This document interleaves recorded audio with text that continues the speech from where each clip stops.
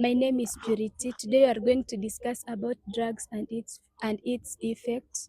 Let my colleagues introduce themselves. Hi guys, I'm known as Teddy Beth. We are going to talk about the drugs. Hi, I'm Lydia, and today we are going to discuss about drugs, and I hope you learn from it and it will change some of your lives. Hi guys, kwa majina naitwa Abdul Musa na pia mimi ndio kuongelea kuhusu kama afya amesema kuhusu drugs. As we can see in today's society, many youths and teenagers are undergoing some challenges. Some of them use drugs, but before tuendelee, acha tujue drugs ni nini. What's drugs? As for my understanding, I know drugs is a substance that you take and control your body.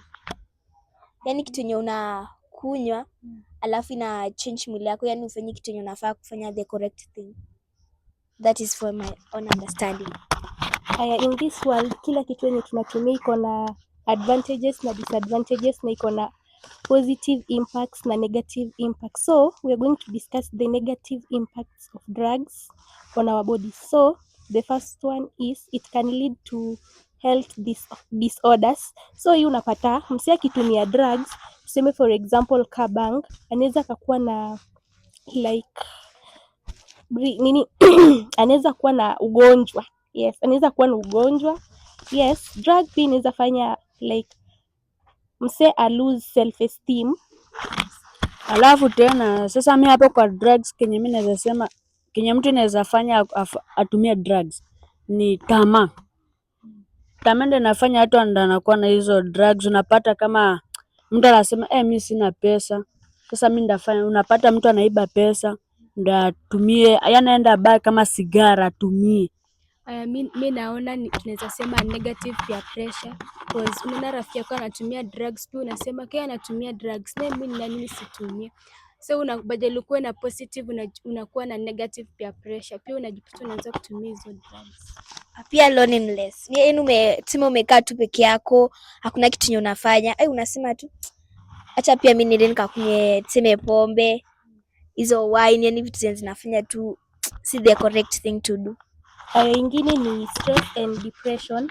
Hii ni ile state yenye unapata msee ako stressed up, like akiseek advice kwa colleagues wake wanamwambia the best thing ni kutumia drugs. So unapata he or she is being influenced atumie drugs ndo imsaidie kukab hiyo stress yake. So drugs haisaidii kukab stress na depression. Drug ina lead to stress and depression. Pia mimi nataka kusema unaona drugs. Yes. Drugs ni unaweza pata mtu shule anatumia drugs hadi shule, yani hataki kufocus kwenye mwalimu anafundisha.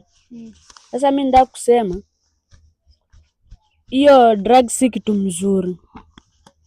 Hivyo tu.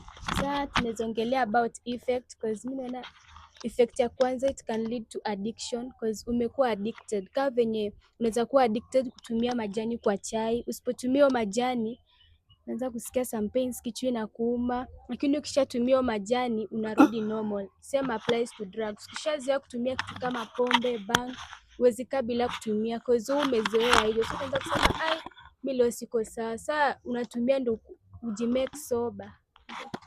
Kitu ingine, drug may lead to insanity, as in short, for instance, madness.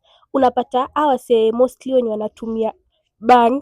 So unapata msee akitumia bang akili inaruka, kwa sababu some people wanatumia hizi drugs, for example bang, unapata anasema mimi nikitumia bang naweza fanya kitu haraka. Unapata akitumia that bang ako more active, but hiyo bang ina destroy nini ya mtu, health ya mtu. Na pia crime. Yani tuseme umekunywa pombe, yani umelewa kabisa, hadi ukitembea kwa barabara tu yani unaangukia tu watu.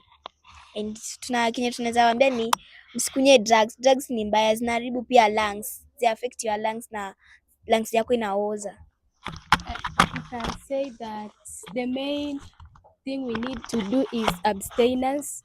We just abstain and avoid bad company.